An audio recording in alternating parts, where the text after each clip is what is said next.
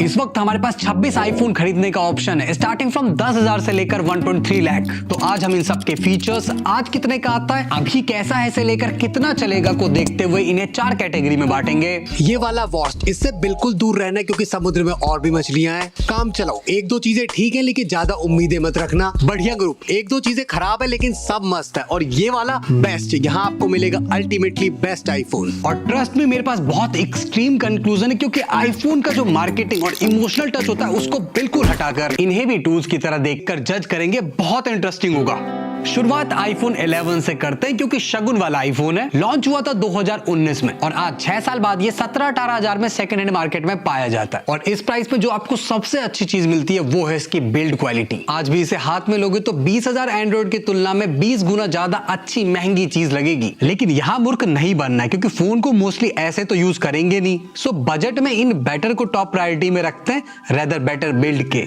Thank you for coming to my TED talk. तो actual pros में इससे 4K 60 FPS की स्टेबलाइज फ्रंट और बैक की वीडियोस रिकॉर्ड कर सकते हैं जो कि इस प्राइसिंग के एंड्रॉइड के बस के आज भी नहीं है। बाकी कंपैरिजन के लिए ये लेफ्ट में आईफोन 11 और राइट में 20,000 वाला Android, side by side result आपके नजदीकी स्क्रीन पे। दूसरा, ये सबसे सस्ते में आपको iOS 18 का एक्सपीरियंस करा देगा जो कि देखने सुनने में 90% सेम लगेगा आईफोन 16 जैसा, लेकिन थर्ड पार्टी एप्स ओपन करने में आपको 1-2 सेकंड का डिले देखने को मिलेगा रेस्पेक्टिवली। अब ना खरीदने के बहुत पॉइंट है। सबसे पहले डिस्प्ले 60 हर्ट्ज है, वो तो इनके आज के में भी दिक्कत है, बट इससे बड़ा रेड फ्लैग ये कि डिस्प्ले LCD है और उससे बड़ा इसका रेजोल्यूशन सिर्फ HD है जो कि ओवरऑल इसे बहुत डाउनग्रेड करता है कंपेयर टू एंड्रॉइड वाले। ऊपर से ये 4G फोन है तो 5G धन धनाधन तो छोड़ो, दिखेगा भी नहीं सिग्नल। आज भी परफॉर्मेंस लाइक गेमिंग और एडिटिंग में ये अच्छा परफॉर्म करता दिखेगा कंपेयर टू एंड्रॉइड के बस 15-20 मिनट तक। उसके बाद ओवरहीटिंग की लहर ऐसे दौड़ती है जिससे ये आईफोन 11 स्ट्रगल करता दिखेगा या फिर 9-2-11 होता दिखेगा।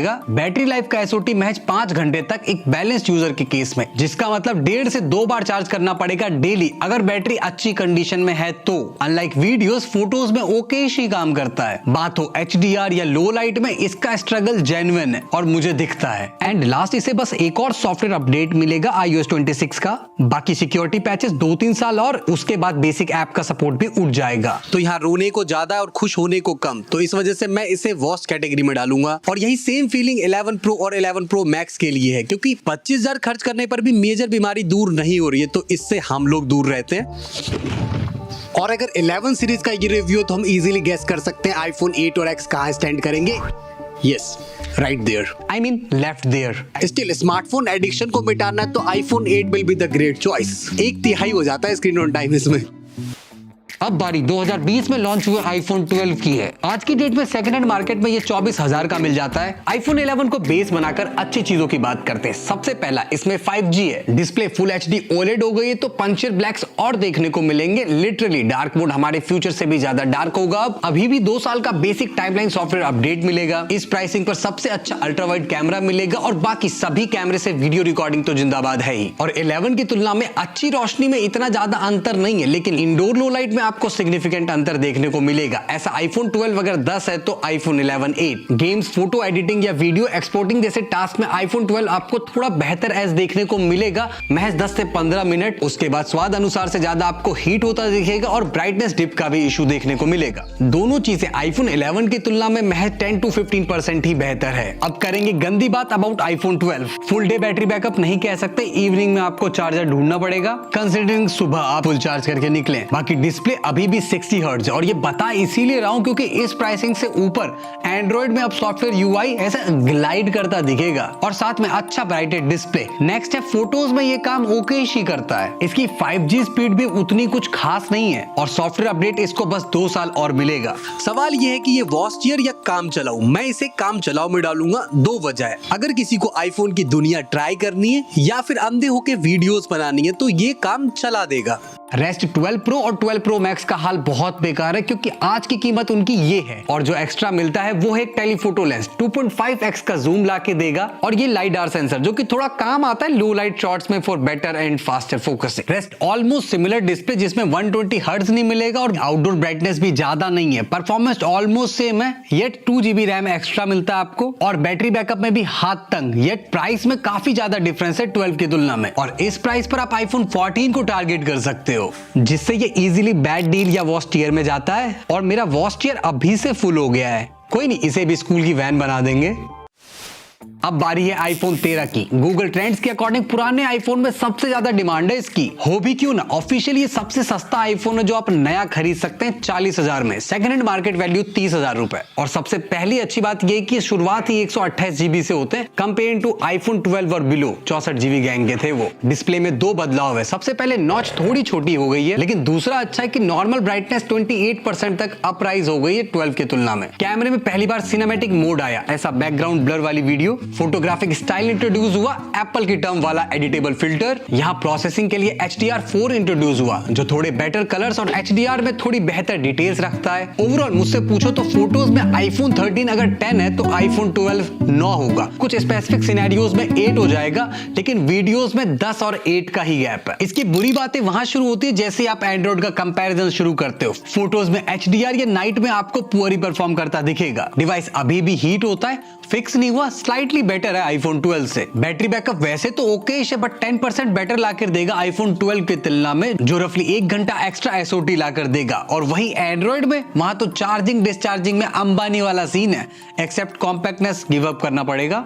समुद्र की सारी मछलियों को देखते हुए ये भी काम चलाऊ कैटेगरी में जाएगा। डिवाइस ओके इसे डे टू डे यूज में कोई तकलीफ नहीं, और इतने रुपए देने के बाद अगर हो तो मतलब बाकी वीडियोस बनानी है तो एक्स्ट्रा एज है। रेस्ट कंपटीशन काफी मैच्योर ऑलराउंडर हो गया इस प्राइसिंग पे। अब आईफोन 13 मिनी की बात करते हैं। नया तो मिल नहीं रहा, लेकिन सेकंड हैंड इसकी कीमत भी 30,000 तक है। इसकी अच्छाइयां शुरू होती है इसके साइज से और मोस्टली वहीं पर खत्म। अगर आपको साइज भाता है तब तो फिर बात ही खत्म हो गई। बुराई में 13 के कॉन्स तो सारे हैं, बैटरी में थोड़ा और हम्बल और हीटिंग में थोड़ा सा और एग्रेसिव। लेकिन ये फोन पसंद भी उन्हें आते हैं जिनका SOT कम रहता है। अब मिनी सीरीज आने बंद हो गए और मेरे फेवरेट है तो रेस्पेक्टेड एलीट ग्रुप में तो ऑलरेडी है ये, बट सैडली यहाँ टूल्स के हिसाब से देखते हुए इनको भी काम चलाऊ कैटेगरी में ही डालेंगे। अब महंगा सौदा उस वक्त का 13 प्रो की बात करते हैं। सारी अच्छाइयां 13 की ले लो, उसमें और जोड़ो कि यहाँ डिस्प्ले पहली बार 120 हर्ट्ज की हो गई है। क्या है 120 हर्ट्ज वर्सेस 60 हर्ट्ज की कहानी? सीन ऐसा है, अगर आपने 30,000 के ऊपर के एंड्रॉइड में 120 हर्ट्ज लंबे समय तक यूज किया तो जैसे ही आईफोन 60 हर्ट्ज यूज करोगे तो आपको शुरुआत में बहुत अकड़ेगा 3-4 दिनों के लिए। 120 हर्ट्ज का सोबरनेस उतरने के बाद ये भी बुरा नहीं लगता है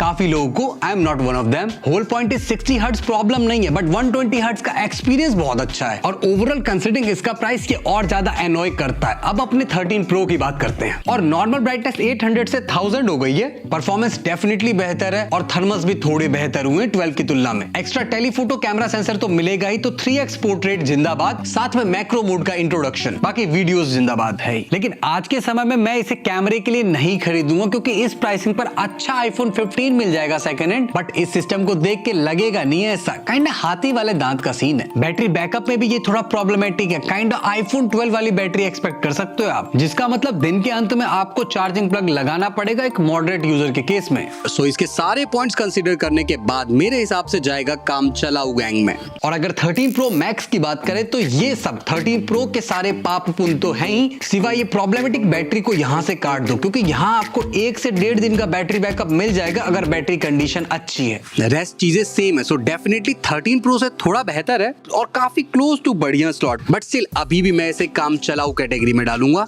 अब मामला थोड़ा इंटेंस हो गया क्योंकि पैसे 50,000 तक पहुंच गए हैं। ऑन दैट नोट अब बढ़ते हैं आईफोन 14 की ओर। अच्छा फोन है बट नाम इसका आईफोन 13 ही होना चाहिए था। कुछ ऐसी फीलिंग्स है दोनों को यूज करते जब साइड बाय साइड, दोनों सेम ही तो हैं। जो सेम नहीं है उसमें टॉप में आएगा इसका नया प्राइस 50,000 रुपीज और सेकंड हैंड 35,000 तक। जजमेंट शुरू करते हैं अच्छी चीजों से। सबसे पहले 13 की सारी चीजें डाल दो, उसमें एक एक्स्ट्रा GPU और 2 GB रैम। अब मजेदार बात यह है कि परफॉर्मेंस मोस्टली सेम है, यहां तक कि गेमिंग में भी फर्क बताना मुश्किल है। दूसरा, इसका अगर बैक ग्लास टूट गया तो सस्ते में सही हो जाएगा, जस्ट फॉर 4900। आई नो ये जस्ट तो बिल्कुल नहीं है, लेकिन आईफोन 13 का सुन लो 32,500 रुपए और नया 40,000 का मिल रहा है ये फोन।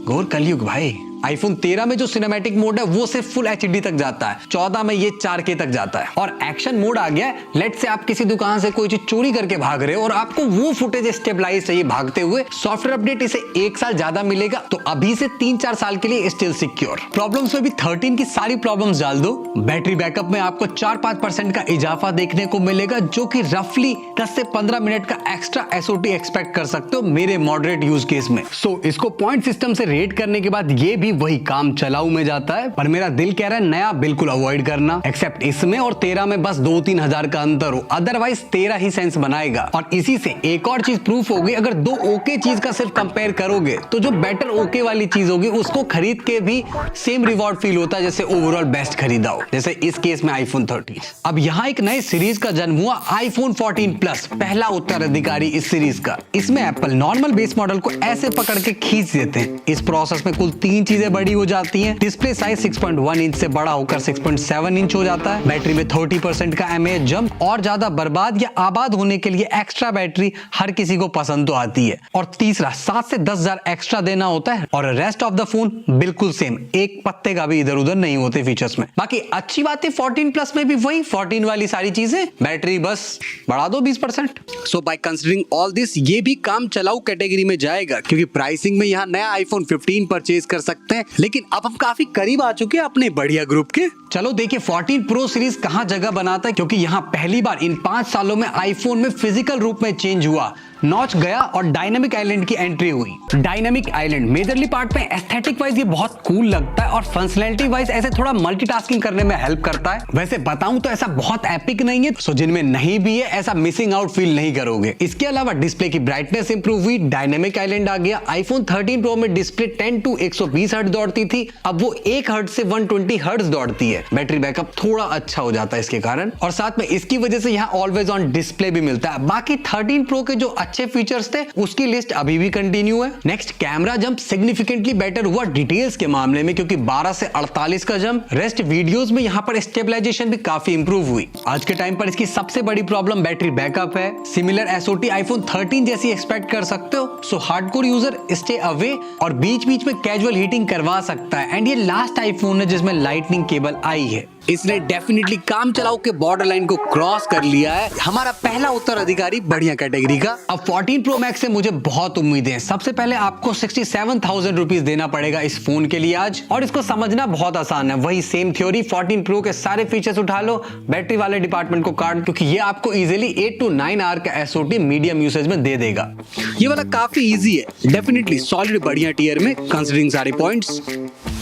ओके, अब इंटरेस्टिंग होगा क्योंकि iPhone 15 की बारी है। ये पहला बेस मॉडल था जो मुझे बहुत पसंद आया था। अभी 57,000 का नया और 40,000 का सेकंड हैंड मिलता है। और ये कैसा पैकेज है इसको समझने के लिए अच्छी बात है। पहले सबसे पहले ये नॉच गया, यहाँ पर डायनामिक आइलैंड आ चुका है। बाकी बेजल्स भी थोड़े कम हो गए, सो एस्थेटिक से लेकर मल्टीटास्किंग में ये आइलैंड आपको कंपैरेटिवली अच्छा ही फील कराएगा। कैमरा पहले 12 मेगापिक्सल का आता था, अब वो 48 मेगापिक्सल का हो गया, और नॉर्मल फोटो 24 मेगापिक्सल में सेव करता है, जिससे डिटेल्स बहुत अच्छी लेने लगा। और बोनस में आपको 2x मिलता है, थोड़ा बेहतर डिजिटल जूम, क्योंकि सेंसर 48 मेगापिक्सल वाला। बाकी HDR5 इंट्रोड्यूस हुआ इससे, जिससे प्रोसेसिंग थोड़ी और बेहतर हो गई, और HDR वाली जगह में आपको 14 प्रो से भी ज्यादा बेहतर देखने को मिलेगा इसका काम। USB-C आ गया, तो एक और चार्जिंग केबल लाइटनिंग वाले का, तो आप किसी से भी चार्जिंग केबल मांग के अपना फोन चार्ज कर सकते हैं। बाकी SSD या पेन ड्राइव डायरेक्ट कनेक्ट कर सकते हैं। डिस्प्ले अभी भी 60 हर्ट्ज है, बट एक्चुअली में ब्राइटर हो गया है। और छोटी बात है, ब्राइटनेस डिम वाली बीमारी काफी कम हो गई है, और मेजर हीटिंग इशू भी काफी हद तक रिजॉल्व हुई। अब बहुत हैवी सिनेरियोज या कभी कभार आपको फील होगा। एक दिन का आराम से बैटरी बैकअप मेरे यूज केस में। बैक पहले ग्लॉसी थे, तो फिंगरप्रिंट ऐसे संभाल के रखते थे जैसे फॉरेंसिक टीम, बट अब सरकारी दफ्तर वाला सीन हो गया है।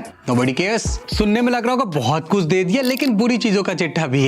डिस्प्ले अभी भी 60 हर्ट्ज है। बाकी ओवरऑल इस प्राइसिंग के एंड्रॉइड इससे हर चीज में आगे, चाहे बात हो डिस्प्ले की, परफॉर्मेंस गेमिंग हो या एडिटिंग, बैटरी की चार्जिंग स्पीड से लेकर डिस्चार्ज के सफर, सब में एक तरफा। एक्सेप्ट कैमरा में ऊपर नीचे होगा ये बैटल ना। सब कुछ देखने के बाद अगर आपकी प्रेफरेंस आईफोन ही है, तो अभी के हिसाब से सबसे बेस्ट नया आईफोन है ये, या इवन सेकंड हैंड भी काफी अच्छी प्राइसिंग है। और आई फील अगर इसमें एप्पल इंटेलिजेंस का अपडेट होता तो एक कंप्लीट आईफोन होता। मेरे लिए कंप्लीट पैकेज अभी भी है। बाकी का एक्सप्लेनर एप्पल इंटेलिजेंस को एक्सप्लेन करते वक्त बताता हूं।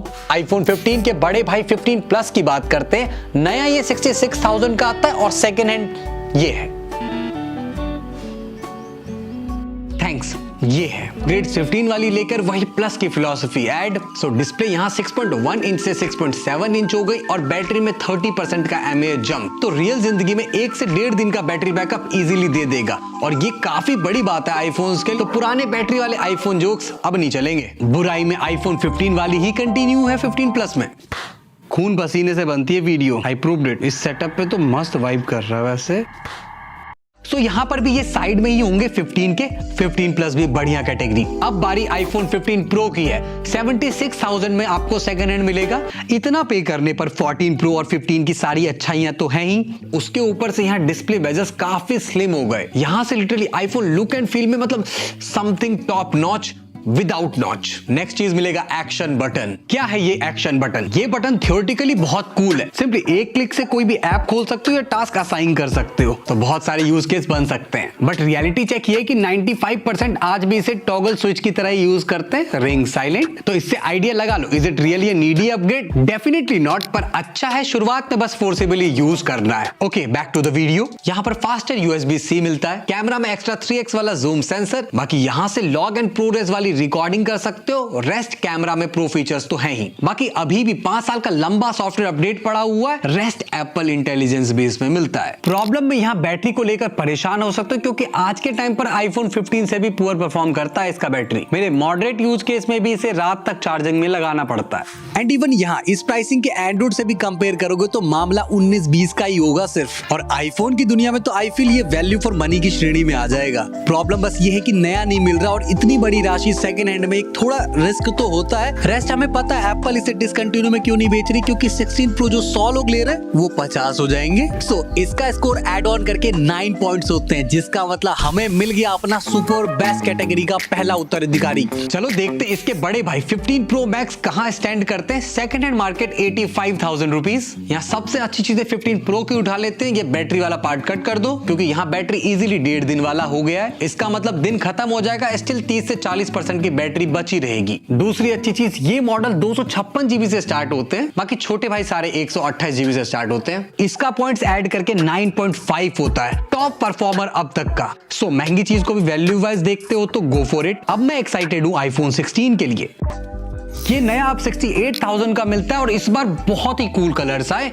वो अलग बात है कि कवर लगाना ही है। सो जो एक्चुअल अच्छी चीज मिलती है ओल्डर जनरेशन की तुलना में, वो है बढ़िया बैटरी बैकअप। 15 की तुलना में भी 13%, लगभग 1 घंटे का SOT आपको एक्स्ट्रा मिलेगा। स्लाइटली अंबानी जैसा फील कर सकते हो इस कॉम्पैक्टनेस में भी। परफॉर्मेंस में अगेन इन लोगों ने 30% का जंप दिया A16 से A18 का, with extra 2 GB RAM. Day to day में बिल्कुल फर्क नहीं है because of iPhone animation, but 3-4 साल बाद देयर विल बी। पिछले साल प्रो में इंट्रोड्यूस हुआ एक्शन बटन मिलेगा, एंड नया एक कैमरा कंट्रोल बटन मिलता है, कैमरा बटन। इसका यूज कैमरा ऐप ओपन करने के लिए बहुत सही है, लेकिन इतना सारा तामझाम नहीं हो पाता क्योंकि वियर्ड पोजीशनिंग है। इसके अलावा जो भी ये चीजें करता है टच स्क्रीन वो और ज्यादा बेहतर करता है यार, इजी टू एक्सेस। बट ठीक है, कुछ एक्स्ट्रा ही दिया एप्पल वालों ने, और उसके कुछ एक्स्ट्रा मांग भी नहीं रहे। ये दोनों बोनस पर्क्स हैं। सो 16 खरीदने में इन दोनों का वेटेज ना के बराबर है। कैमरे में यहाँ आपको लेआउट चेंज मिलेगा, साथ में मैक्रो मोड मिलेगा। बाकी मेरे जैसे जो मजे के लिए फोटोग्राफी करते हैं उनको यार फोटोग्राफी स्टाइल शायद अच्छा लग सकता है। मुझे बहुत अच्छा लगा। अब सोचो यही फीचर